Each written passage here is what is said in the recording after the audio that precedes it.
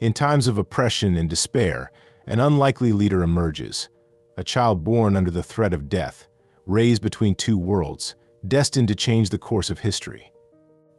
This is the story of Moses, the man who defied an empire, freed a people, and laid the foundations of a faith that endures to this day. Prepare for an epic journey of faith, courage, and redemption as we explore the extraordinary life of this prophet who spoke face to face with God. The setting is ancient Egypt, a land of splendor and cruelty. The Hebrews, once honored guests, now groan under the weight of slavery. Pharaoh, fearing the growth of this foreign nation, orders an unthinkable atrocity. In the book of Exodus, chapter 1, verses 15 and 16, we read, "The king of Egypt said to the Hebrew midwives, whose names were Shiphrah and Puah, when you help the Hebrew women in childbirth and observe them on the delivery stool, if it is a boy, kill him. But if it is a girl, let her live." Amidst this terror, a woman from the tribe of Levi gives birth to a son. Exodus 2 tells us the woman became pregnant and gave birth to her son. When she saw that he was a fine child, she hid him for 3 months. Fear and maternal love intertwine in this act of silent defiance against Pharaoh's decree. But the concealment could not last forever. With a heavy heart, the mother makes a desperate decision. Exodus 2:3 describes, "But when she could hide him no longer, she got a papyrus basket for him and coated it with tar and pitch. Then she placed the child in it and put it among the reeds along the bank of the Nile." A touching scene unfolds by the river, where a mother entrusts her child to fate or perhaps to God. Divine providence manifests in mysterious ways. Exodus 2:5-6 narrates, "Then Pharaoh's daughter went down to the Nile to bathe, and her attendants were walking along the riverbank. She saw the basket among the reeds and sent her female slave to get it. She opened it and saw the baby. He was crying, and she felt sorry for him. 'This is one of the Hebrew babies,' she said." At this crucial moment, the baby's sister, who had been watching from a distance, acts with quick wit and wisdom. Exodus 2:7-8 records, "Then his sister asked Pharaoh's daughter, 'Shall I go and get one of the Hebrew women to nurse the baby for you?' 'Yes, go,' she answered. So the girl went and got the baby's mother. Thus, in an incredible twist of fate, the boy's own mother is called to raise him. Pharaoh's daughter, moved by compassion, decides to adopt the baby. Exodus 2:10 tells us, "When the child grew older, she took him to Pharaoh's daughter, and he became her son. She named him Moses, saying, 'I drew him out of the water.'" Moses, whose name means drawn out of the water, grows up between two worlds, Pharaoh's palace and his Hebrew heritage. In the Egyptian court, Moses receives a privileged education. Acts 7:22 gives us insight into his training. Moses was educated in all the wisdom of the Egyptians and was powerful in speech and action. He learns the arts and sciences of Egypt, unknowingly preparing for the role he would later play. Yet the duality of his identity, Hebrew by birth, Egyptian by upbringing, creates an internal tension. Moses grows aware of his origins and the suffering of his people. This awareness would shape his future actions and prepare him for the divine calling that lay ahead. Thus ends the childhood of Moses, a story of danger, providence, and divine purpose. The boy rescued from the waters of the Nile grows into a man educated in the ways of Egypt, but with a heart set on his people. The stage is set for the next act of this epic tale, where Moses will face a choice that will change not only his life, but the destiny of an entire nation. Moses' life in Pharaoh's palace was about to change dramatically. The young Hebrew prince, raised as an Egyptian, was about to make a decision that would alter the course of his life and his people's history. The book of Exodus, chapter 2, verse 11, transports us to this crucial moment. One day after Moses had grown up, he went out to where his own people were and watched them at their hard labor. He saw an Egyptian beating a Hebrew, one of his own people. This scene of brutality awakened in Moses a fury that had lain dormant for years. The injustice against his people which he had observed from afar, now unfolded before his eyes. Verse 12 continues, "Looking this way and that, and seeing no one, he killed the Egyptian and hid him in the sand." This act of violence, born from a misdirected sense of justice, would mark the end of Moses' life as a prince of Egypt. He had crossed a line from which there would be no return. The next day, Moses Hebrews and tried to intervene. The response he received revealed that his act of the previous day had not gone unnoticed. Exodus 2:14 records, "The man said, 'Who made you ruler and judge over us? Are you thinking of killing me as you killed the Egyptian?' Then Moses was afraid and thought, 'What I did must have become known.' Fear overtook Moses. His privileged position in the palace would not protect him from the consequences of his actions. Verse 15 tells us, when Pharaoh heard of this, he tried to kill Moses. But Moses fled from Pharaoh and went to live in Midian. Thus began Moses' flight, a journey that would take him from the luxury of the palace to the harshness of the desert. Midian, a distant and arid land, became Moses' refuge. There, far from the intrigues of the palace and the suffering of his people, he would find a new purpose. Exodus 2:1-5-16 describes his arrival. Moses fled from Pharaoh and went to live in Midian, where he sat down by a well. Now a priest of Midian had 7 daughters, and they came to draw water and fill the troughs to water their father's flock. In this pastoral setting, Moses once again encountered injustice. Verse 17 recounts some shepherds came along and drove them away, but Moses got up and came to their rescue and watered their flock. This act of kindness and courage caught the attention of the priest of Midian, known as Reuel, later called Jethro. Impressed by Moses' actions, Reuel invited him into his home. This invitation would change the course of Moses' life. Exodus 2:1-22 tells us, Moses agreed to stay with the man who gave his daughter Zipporah to Moses in marriage. Zipporah gave birth to a son, and Moses named him Gershom, saying, "I have become a foreigner in a foreign land." The name Moses gave to his son Gershom, which means foreigner, reveals much about his state of mind.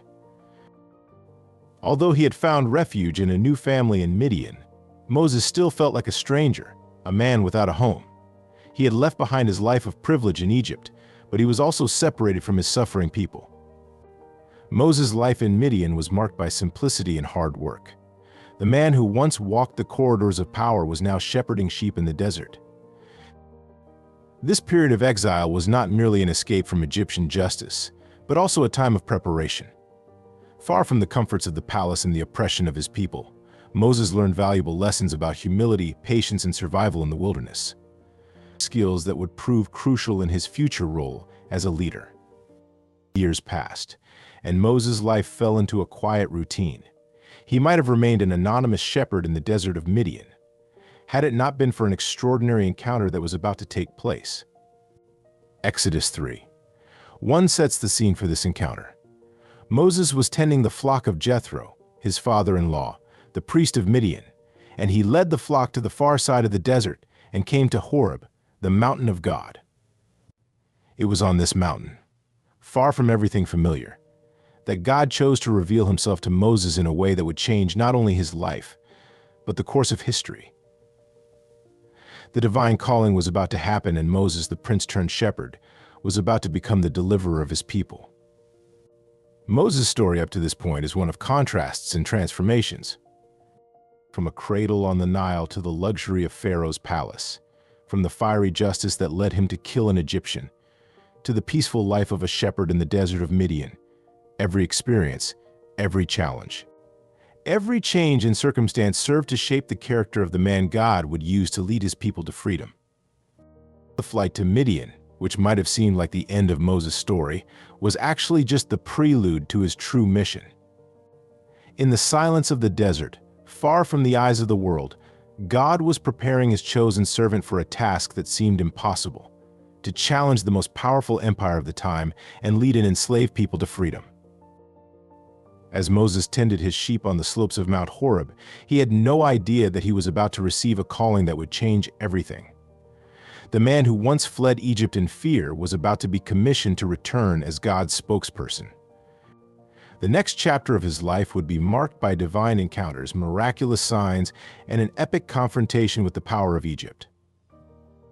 Thus ends this phase of Moses' life, the exile who found peace in the desert. But the desert was not his final destination. It was merely a place of preparation. The silence of the Midian desert was about to be shattered by an encounter that would change the course of history. Moses, the Egyptian prince turned shepherd, was about to receive a divine calling that would transform him into the deliverer of his people. The book of Exodus, chapter 3, verse 2, presents us with this extraordinary scene. The angel of the Lord appeared to him in flames of fire from within a bush. Moses saw that though the bush was on fire, it did not burn up. This unusual sight captured Moses' attention. The ordinary had become extraordinary, and the everyday had been invaded by the supernatural. Verses 3 and 4 continue. So Moses thought, I will go over and see this strange sight, why the bush does not burn up.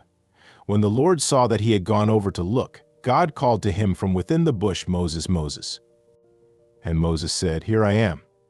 In that moment, Moses found himself face to face with the God of his ancestors. The voice that echoed from the burning bush was not just a voice of authority, but a voice of covenant and promise. In verses 5 and 6, God reveals himself, Do not come any closer, take off your sandals, for the place where you are standing is holy ground.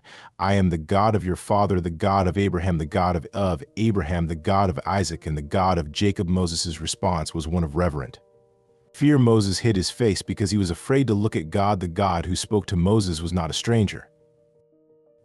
He was the God who had made a covenant with Abraham, Isaac, and Jacob. He was the God who had promised to make their descendants into a great nation. And now, after centuries of silence, he was about to fulfill his promise through Moses. In verses 7 to 10, God reveals his plan. The Lord said, I have indeed seen the misery of my people in Egypt. I have heard them crying out because of their slave drivers, and I am concerned about their suffering. So I have come down to rescue them from the hand of the Egyptians, and to bring them up out of that land into a good and spacious land, a land flowing with milk and honey. So now go. I am sending you to Pharaoh to bring my people the Israelites out of Egypt. This divine calling caught Moses by surprise. The man who once thought he could liberate his people by his own strength now hesitated before the magnitude of the task. In verse 11, Moses expresses his insecurity. Who am I that I should go to Pharaoh and bring the Israelites out of Egypt? God's response in verse 12 is both a promise and a challenge. I will be with you, and this will be the sign to you that it is I who have sent you. When you have brought the people out of Egypt, you will worship God on this mountain. God did not promise Moses that the task would be easy, but he promised his constant presence. Still hesitant, Moses asks another question in verse 13. Suppose I go to the Israelites and say to them, The God of your fathers has sent me to you. And they ask me, What is his name? Then what shall I tell them? God's response in verses 14 and 15 is one of the most profound revelations of his nature in all of Scripture. God said to Moses, I am who I am. This is what you are to say to the Israelites. I am has sent me to you. God also said to Moses, Say to the Israelites, The Lord, the God of your fathers, the God of Abraham, the God of Isaac, and the God of Jacob has sent me to you. This is my name forever, the name you shall call me from generation to generation. The name I am, in Hebrew YHWH, often translated as Lord, reveals the eternal and unchanging nature of God. He is the God who always was, who is, and who always will be. This revelation of the divine name was not just an answer to Moses' question, but a declaration of who God is, the eternal God faithful to his covenant, who was about to act on behalf of his people. In the following verses, God instructs Moses on how to approach the elders of Israel and Pharaoh. He also warns Moses that Pharaoh will not let the people go easily, but he promises to intervene with a mighty hand to deliver Israel. Despite these divine assurances, Moses remained hesitant. In chapter 4, verse 1, he expresses another concern. What if they do not believe me or listen to me and say, The Lord did not appear to you? In response, God grants Moses 3 miraculous signs to confirm his calling: the staff that turns into a snake, the hand that becomes leprous and is healed, and the water from the Nile that turns into blood. These signs were not only meant to convince the Israelites, but also to strengthen Moses' faith in God's power working through him. Even with these miraculous signs, Moses still raises one last objection. In verse 10, he says, "O Lord, I have never been eloquent, neither in the past, nor since you have spoken to your servant. I am slow of speech and tongue." This admission reveals Moses' deep insecurity and sense of inadequacy for the task. God's response in verse 11 is both a challenge and a comfort. Who gave human beings their mouths? Who makes them deaf or mute? Who gives them sight or makes them blind? Is it not I, the Lord? Now go, I will help you speak and will teach you what to say. Yet Moses makes one final plea in verse 13, "O Lord, please send someone else." This final plea reveals how unprepared Moses felt for the task God had entrusted to him. God's response in verse 14 shows his anger but also his grace. Then the Lord's anger burned against Moses, and he said, "What about your brother Aaron the Levite? I know he can speak well. He is already on his way to meet you, and his heart will be glad when he sees you." In his wisdom and patience, God provides Moses with a spokesman in the person of his brother Aaron. In verses 15 and 16, God explains how this partnership will work.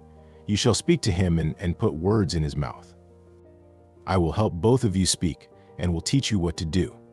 He will speak to the people for you, and it will be as if he were your mouth, and as if you were God to him."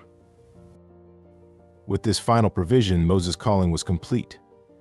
God had responded to each of his objections with patience and grace, providing everything Moses would need to fulfill his mission. The final verses of this chapter narrate Moses' return to Egypt. In verse 18 we read, "Then Moses went back to Jethro his father-in-law, and said to him, 'Let me return to my own people in Egypt to see if any of them are still alive.' Jethro said, 'Go, and I wish you well.'" Moses' journey back to Egypt was not without incidents. Along the way, a mysterious and troubling episode occurred. Verses 2-26 recount, "At a lodging place on the way, the Lord met Moses and was about to kill him. But Zipporah took a flint knife, cut off her son's foreskin, and touched Moses' feet with it. 'Surely you are a bridegroom of blood to me,' she said. So the Lord let him alone.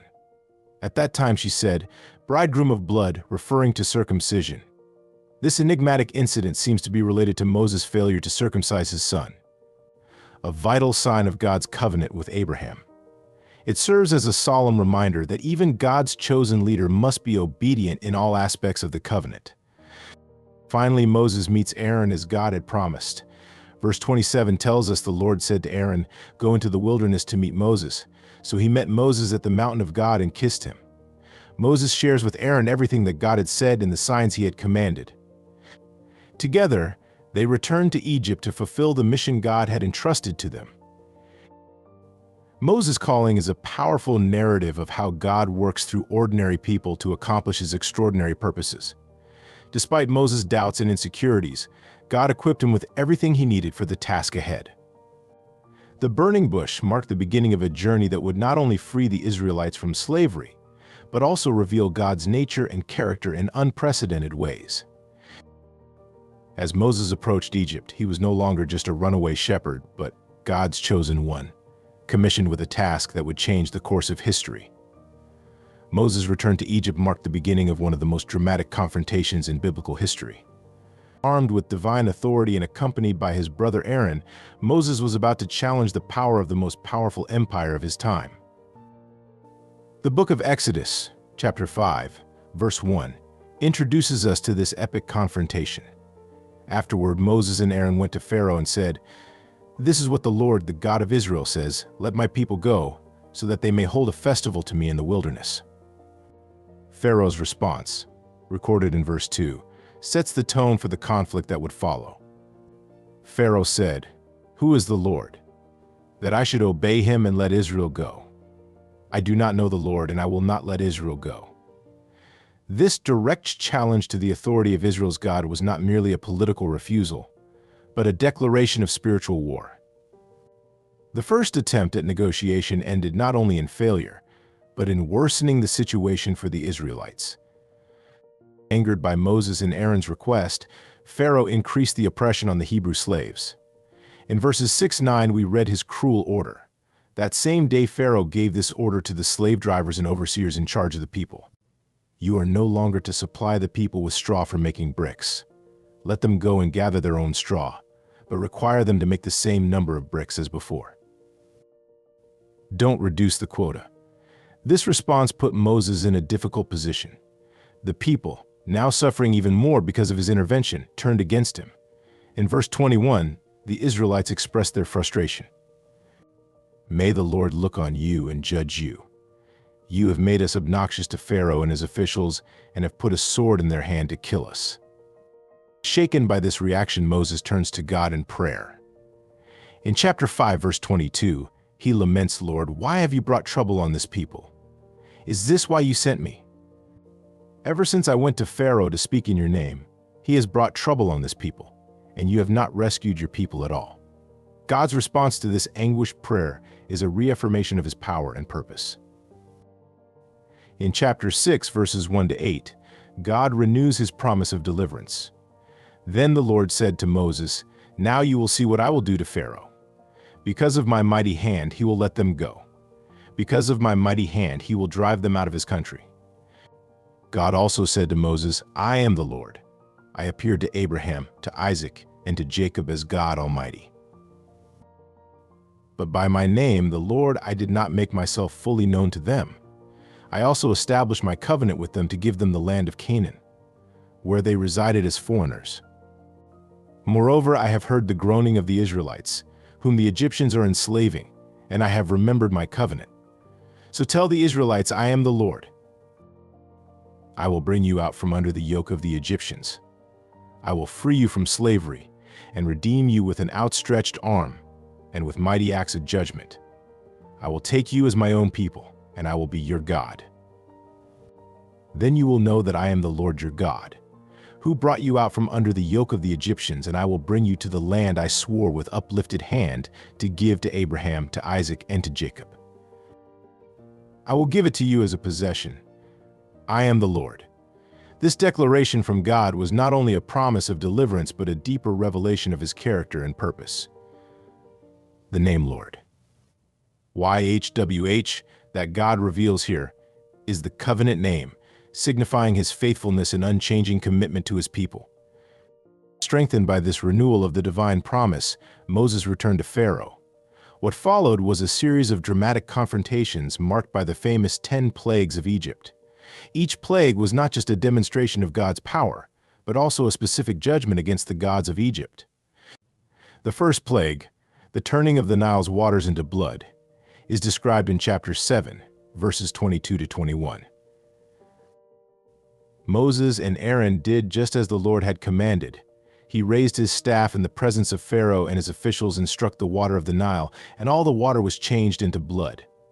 The fish in the Nile died, and the river smelled so bad that the Egyptians could not drink its water. Blood was everywhere in Egypt. This plague was a direct attack on the god Hapi, the deity of the Nile, considered the source of life for Egypt. By turning the life-giving waters of the Nile into deadly blood, God demonstrated his power over Egypt's very source of life. The following plagues frogs, gnats, flies, livestock disease, boils, hail, locusts, and darkness each challenged specific aspects of Egyptian religion and life. Each plague was preceded by a warning to Pharaoh, giving him a chance to repent and release the people of Israel. The plague of frogs, for instance, described in chapter 8, was an attack on the goddess Hecate, depicted with a frog's head and associated with fertility. The overwhelming number of frogs, normally seen as a blessing, became an unbearable curse. The plague of gnats, mentioned in chapter 8, verses 16-19, was particularly significant. Then the Lord said to Moses, "Tell Aaron, stretch out your staff and strike the dust of the ground, and throughout the land of Egypt the dust will become gnats." They did this, and when Aaron stretched out his hand with the staff and struck the dust of the ground, gnats came on people and animals. All the dust throughout the land of Egypt became gnats, But when the magicians tried to produce gnats by their secret arts, they could not. This was the first plague that the Egyptian magicians were unable to replicate, forcing them to admit, "This is the finger of God." This acknowledgement marked a turning point in the narrative, demonstrating the superiority of the God of Israel over Egypt's magical practices. The plague of darkness described in chapter 10, verses 2-123 was a direct attack on Ra, the Egyptian sun god.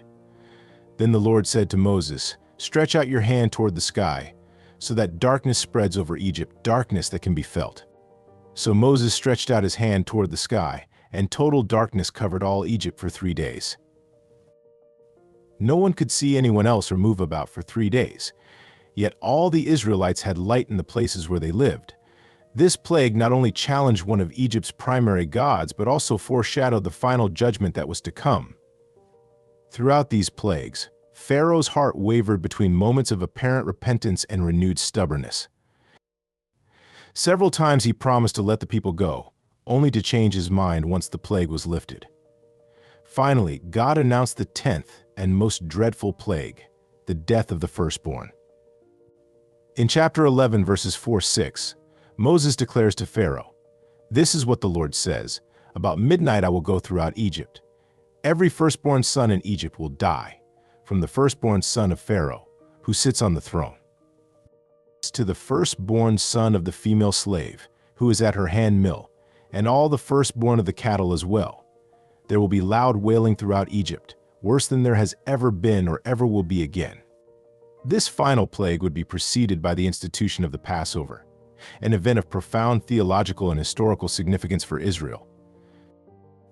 In chapter 12, God instructs Moses on how the people are to prepare for this fateful night.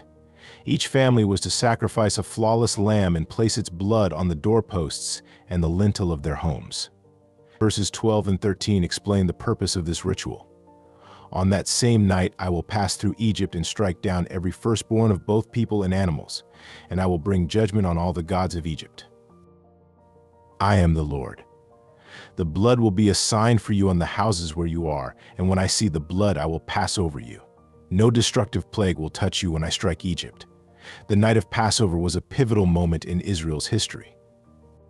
While the angel of death passed through Egypt, taking the firstborn from every house not marked by the lamb's blood, the Israelites were kept safe, protected by the sacrificial blood. The impact of this final plague was devastating. Chapter 12, verse 30 describes the scene. "Pharaoh and all his officials and all the Egyptians got up during the night, and there was loud wailing in Egypt, for there was not a house without someone dead. At last Pharaoh relented." In verses 31 and 32 we read, "During the night, Pharaoh summoned Moses and Aaron and said, 'Up, leave my people, you and the Israelites. Go worship the Lord, as you have requested. Take your flocks and herds, as you have said, and go, and also bless me.'" Thus began the Exodus, the dramatic departure of the Israelites from Egypt. Chapter 12, verse 37, gives us a sense of the scale of this event. The Israelites journeyed from Ramesses to Sukkoth. There were about 600,000 men on foot besides women and children. The confrontation with Pharaoh had ended, but Israel's journey was only beginning. Moses, the reluctant leader who once feared speaking before Pharaoh, now led an entire nation to freedom. This epic confrontation between Moses and Pharaoh is more than just a historical narrative. It is a powerful demonstration of God's power and faithfulness, his determination to fulfill his promises, and his ability to use ordinary people to accomplish extraordinary purposes. Through the plagues and the deliverance, God not only freed his people from physical bondage, but also from spiritual slavery to the gods of Egypt.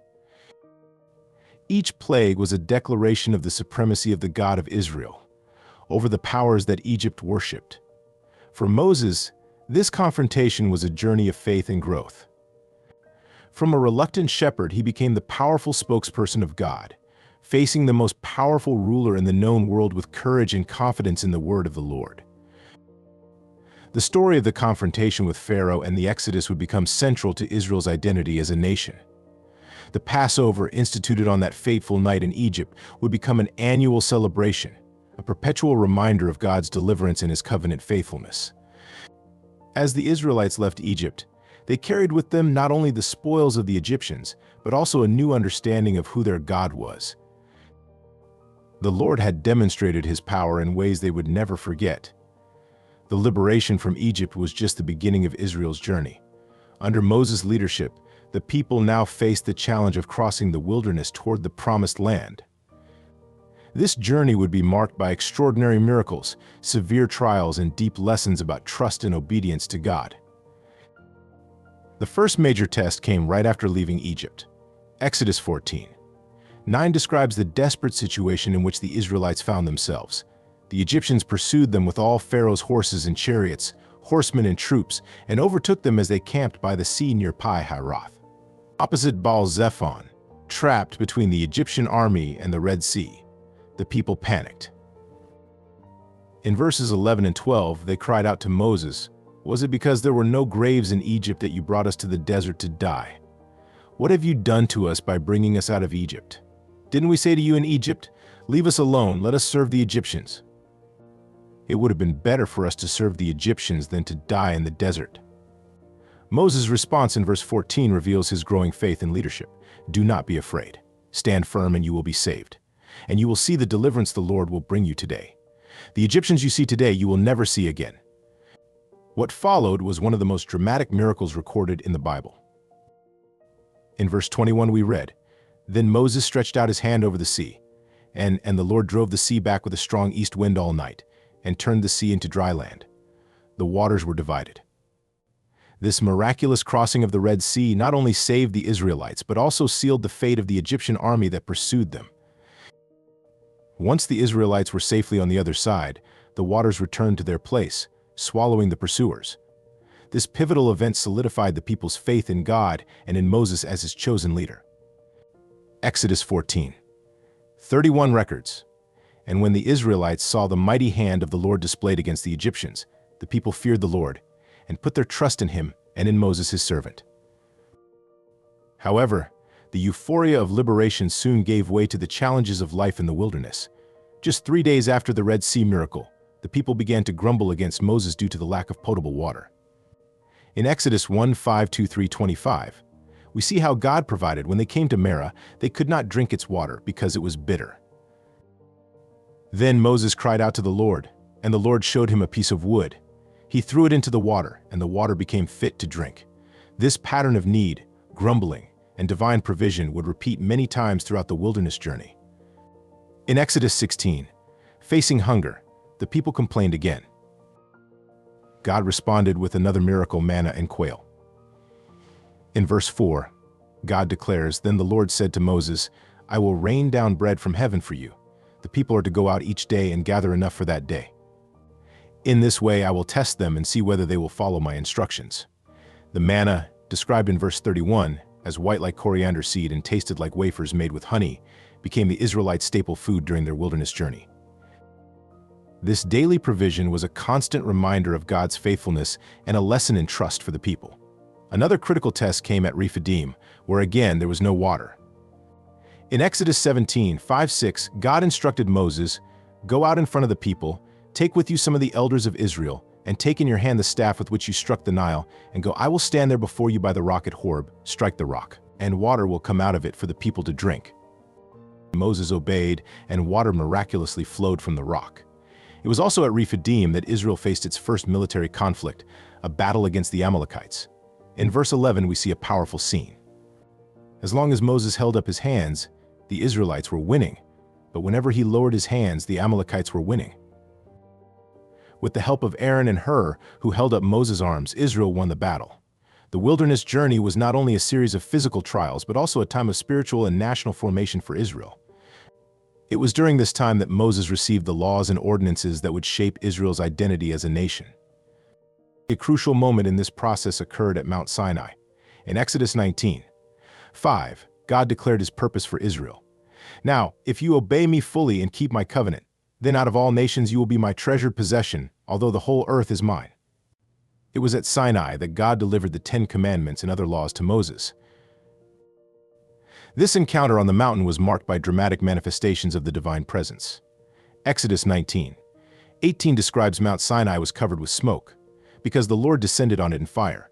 The smoke billowed up from it like smoke from a furnace, and the whole mountain trembled violently. The stay at Sinai was also marked by one of the saddest episodes of the journey, the incident of the golden calf. While Moses was on the mountain receiving God's laws, the people, impatient with his absence, convinced Aaron to make an idol for them to worship. God's wrath burned against the people for this unfaithfulness, and it was only through Moses' intercession that the nation was spared from destruction. This incident demonstrated both the fragility of the people's faith and the importance of Moses' role as a mediator between God and Israel. After Sinai, the journey continued with the construction of the tabernacle, a mobile sanctuary that symbolized God's presence among his people. The detailed instructions for its construction, given by God to Moses, occupy several chapters of the book of Exodus. The wilderness journey was a crucial period of formation for Israel. Through trials and miracles, the people learned to trust in God and live according to his laws. For Moses, it was a time of growth in leadership and intimacy with God. However, this journey also revealed the weaknesses and rebellion of the people. Repeatedly, they complained and doubted, testing the patience of both God and Moses. These experiences shaped the character of Israel and established patterns of relationship with God that would endure for generations. As the narrative of the desert journey unfolds, we see Moses growing into his role as leader and mediator. He intercedes for the people, receives instructions from God, and guides the nation through seemingly impossible challenges. His leadership during this period laid the foundation for the nation that Israel would become. The arrival at Mount Sinai marked a crucial turning point in Israel's history and Moses' leadership. It was here that God formally established his covenant with the people, delivered the Ten Commandments and other laws, and provided detailed instructions for the construction of the tabernacle. This period at Sinai was essential in shaping Israel's identity as a nation and its relationship with God. In the third month after leaving Egypt, the Israelites arrived in the desert of Sinai. The book of Exodus chapter 19 verse 2 tells us, after they left Rephidim, they entered the desert of Sinai, and Israel camped there in front of the mountain. The preparation for meeting God began immediately. In verses 10 and 11, God instructs Moses, "Go to the people and consecrate them today and tomorrow. They must wash their clothes and be ready by the third day, because on that day the Lord will come down on Mount Sinai in the sight of all the people." God's descent on the mountain was an awe-inspiring spectacle. Verse 16 describes the scene. On the morning of the third day there was thunder and lightning, with a thick cloud over the mountain, and a very loud trumpet blast. Everyone in the camp trembled. This dramatic manifestation of the divine presence made it clear to the people that they stood before the Almighty God. It was in this context of reverent fear that God proclaimed the Ten Commandments. Chapter 20 records these foundational laws that would become the basis of God's covenant with Israel and influence legal and ethical systems for millennia. The Ten Commandments, spoken directly by God to the people, cover the relationship with God, no other gods, no idols, no misuse of God's name, keeping the Sabbath, and the relationship with others. Honor your parents, do not murder, do not commit adultery, do not steal, do not give false testimony, do not covet. The people's reaction to this direct experience with God was one of fear. In verse 19, they said to Moses, "Speak to us yourself, and we will listen. But do not have God speak to us, or we will die." This request firmly established Moses in his role as mediator between God and the people. In the following chapters, God provides Moses with a series of more detailed laws known as the Covenant Code. These laws cover a wide range of social, religious, and ethical issues that providing a framework for Israel's communal life. After receiving these laws, Moses wrote them down and read them to the people.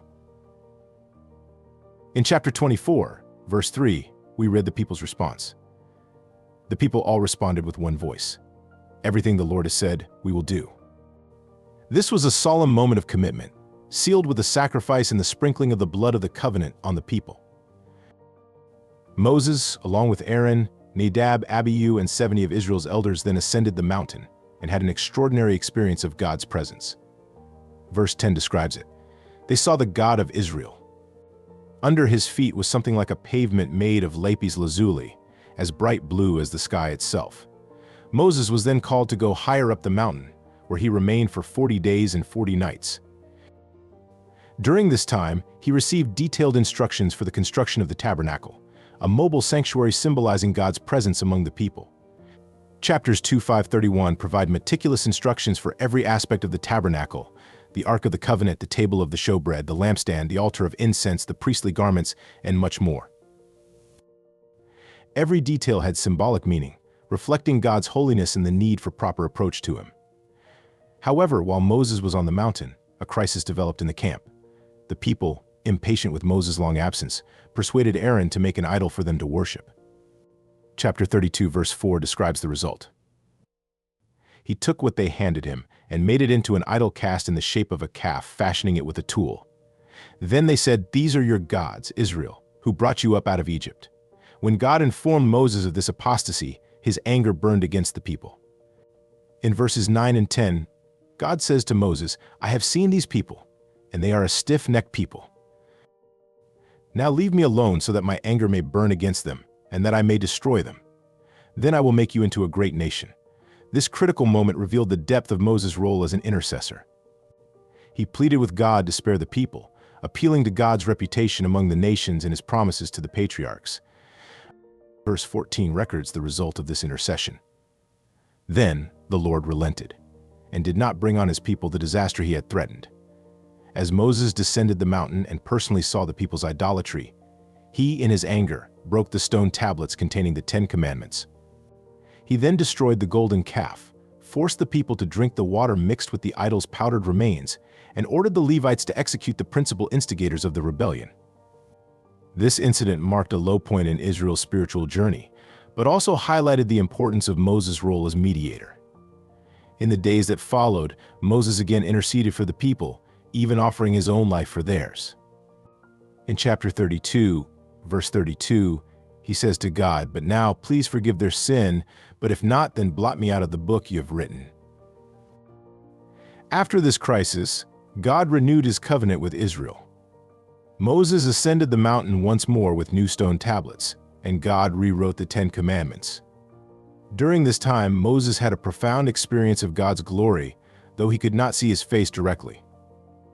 When Moses descended from the mountain after this second 40-day stay, his face was radiant to the point that the people were afraid to approach him. This radiance was a visible testimony of his intimate communion with God and confirmed his authority as leader and mediator. With the covenant renewed, the people began constructing the tabernacle according to the instructions God had given to Moses. The final chapters of Exodus describe in detail the crafting of each item for the tabernacle and its ultimate assembly. The completion of the tabernacle marked a significant moment in Israel's spiritual journey. Chapter 40, verse 34 describes, "Then the cloud covered the tent of meeting, and the glory of the Lord filled the tabernacle." This visible manifestation of God's presence among the people was a powerful confirmation of the covenant and a sign of his ongoing guidance. The covenant at Sinai and the giving of the law were fundamental events that defined Israel's identity as a nation and its unique relationship with God. Through these events, Moses firmly established himself as the great leader and mediator of Israel, the man who spoke with God face to face as one speaks to a friend. Exodus 3:11, this phase of Moses' life demonstrated both the challenges and privileges of his unique position. He experienced intimate communion with God, received divine revelation, and acted as a vital intercessor for the people. At the same time, he faced the frustration of the people's rebellion and the immense responsibility of leading a newly formed nation. The covenant at Sinai set the standard for Israel's relationship with God for centuries to come. The laws given to Moses would become the foundation of Israelite society and profoundly influence the legal and ethical development of many cultures throughout history. The last years of Moses' life were marked by continuous challenges, difficult decisions, and the preparation of the people to enter the Promised Land. Although Moses would not enter Canaan, his legacy as a leader, prophet, and lawgiver would be fundamental in shaping Israel's future. After leaving Mount Sinai, the Israelites continued their journey through the wilderness. The Book of Numbers recounts many of the events of this period, including the wanderings, rebellions, and the gradual preparation for the conquest of Canaan. One of the most significant events of this period was the conquest of Canaan, was the incident with the spies in Canaan. In Numbers 13, Moses sent 12 spies to explore the land. After 40 days, they returned with a mixed report. Although the land was rich and fertile, 10 of the spies discouraged the conquest, citing the strength of its inhabitants. Only Joshua and Caleb maintained faith in God's promise. The people's reaction to this negative report was one of despair and rebellion. Numbers 14:14 recounts, "That night all the members of the community raised their voices and wept aloud. All the Israelites grumbled against Moses and Aaron, and they said to each other, 'We should choose a leader and go back to Egypt.'" This lack of faith had severe consequences. God decreed that that generation, with the exception of Joshua and Caleb, would not enter the promised land. The Israelites would wander in the wilderness for 40 years until the rebellious generation had perished. During these years of wandering, Moses faced several challenges to his leadership. One of the most notable was Korah's rebellion, described in Numbers 16. Korah, along with 250 prominent leaders, challenged the authority of Moses and Aaron. The divine response was dramatic. The ground opened and swallowed the rebels. Another significant incident was Aaron's budding staff, recorded in Numbers 17. To confirm Aaron's divine selection as high priest, God caused his staff, among the staffs of all the tribal leaders, to sprout, blossom, and produce almonds overnight. Despite his notable faithfulness and leadership, Moses also made mistakes. The incident at Meribah, described in Numbers 20, was particularly crucial. When the people once again complained about the lack of water, God instructed Moses to speak to the rock. Instead, frustrated with the people's constant rebellion, Moses struck the rock twice with his staff. Although water flowed, this disobedience came at a great cost to Moses. In verses 1-13, God declared, "But the Lord said to Moses and Aaron, 'Because you did not trust in me enough to honor me as holy in the sight of the Israelites, you will not bring this community into the land I give them.'" As the 40-year journey neared its end, Moses began preparing the new generation to enter Canaan. He led Israel in victories over the kings Sihon and Og, establishing Israelite control over territories east of the Jordan River. Moses also appointed Joshua as his successor. In Numbers 27, 1:8-20 we read, "So the Lord said to Moses, 'Take Joshua, son of Nun, a man in whom is the spirit of leadership, and lay your hand on him. Have him stand before Eleazar the priest and the entire assembly and commission him in their presence.'" Moses' final speeches, recorded in the book of Deuteronomy, are a powerful recapitulation of the law in Israel's history. In these speeches, Moses retells the people's journeys, reaffirms the covenant with God, and exhorts the new generation to be faithful. In Deuteronomy 30:19-20, Moses makes a final appeal to the people. "This day I call the heavens and the earth as witnesses against you, that I have set before you life and death, blessings and curses. Now choose life, so that you and your children may live, and that you may love the Lord your God, as listen to his voice and hold fast to him, for the Lord is your life." Deuteronomy chapter 32 contains the Song of Moses, a prophetic poem that recounts God's faithfulness in Israel's failures, serving as a testimony for future generations. In chapter 33, Moses pronounces blessings on the tribes of Israel. Much like the blessings of Jacob in Genesis 49, these final words reflect his deep concern and love for the people he had led for so many years. Finally, we come to the moment of Moses' death. Deuteronomy 3:1-5 narrates, "Then Moses climbed Mount Nebo from the plains of Moab to the top of Pisgah, across from Jericho. There the Lord showed him the whole land. Then the Lord said to him, 'This is the land I promised on oath to Abraham, Isaac, and Jacob, when I said, I will give it to your descendants. I have let you see it with your eyes, but you will not cross over into it.' And Moses, the servant of the Lord, died there in Moab as the Lord had said.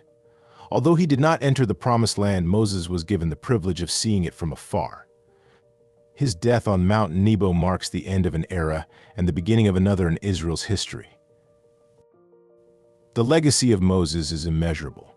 He is remembered as the great deliverer, the lawgiver, the prophet who spoke with God face to face.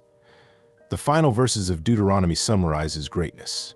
Since then, no prophet has risen in Israel like Moses, whom the Lord knew face to face, who did all those signs and wonders. For no one has ever shown the mighty power or performed the awesome deeds that Moses did in the sight of all Israel. Deuteronomy 3:4-10-12. Moses' influence extended far beyond his own lifetime. The laws he delivered formed the foundation of Israelite society for centuries. His leadership during the Exodus and the wilderness journey became a paradigm of liberation and nation-building. His writings, known as the Pentateuch or Torah, became the cornerstone of Jewish scriptures and, later on, an integral part of the Christian Bible. In Jewish tradition, Moses is revered as the greatest of the prophets. In Christianity, he is seen as a forerunner of Jesus Christ, with parallels drawn between the liberation from Egypt and spiritual salvation. In Islam, Moses Musa is respected as a significant prophet and messenger of God. The story of Moses continues to inspire people from all walks of life. His journey from a baby saved from the waters to the leader of a nation, his closeness to God, his challenges and triumphs offer powerful lessons about faith, leadership, and perseverance.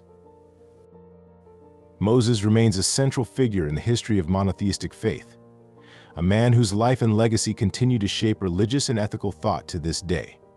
His story is a lasting testimony to the power of God to use ordinary people to accomplish his extraordinary purposes in human history. If you've watched this video all the way through, I hope you enjoyed it. Please share and like, it will help me a lot. Thank you so much for watching, and may God bless you. Amen.